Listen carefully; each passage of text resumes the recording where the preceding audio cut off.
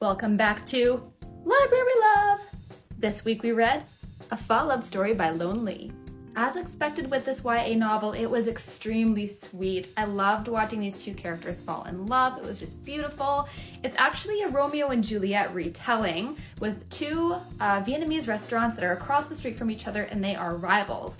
But what we don't know is that there's a lot more to their rivalry than meets the eye.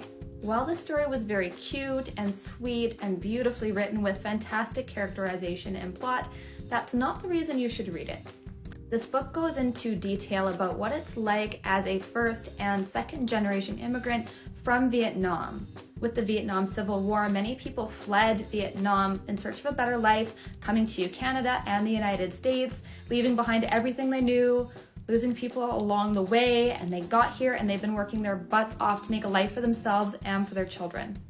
With the challenges that the first generation faced, the second generation has a lot of pressure on their shoulders to make sure that everything they've gone through is not in vain.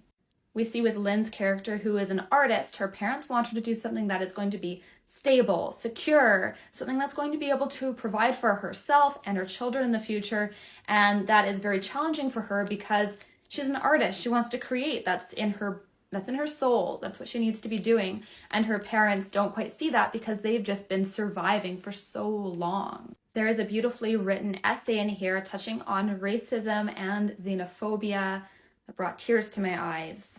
So everyone should read this book, not just because it is a beautiful Romeo and Juliet retelling, not because the characters are wonderful, not because the writing is great. It's all of those things, but it also has so many important things to say on top of learning about Vietnamese culture and cuisine.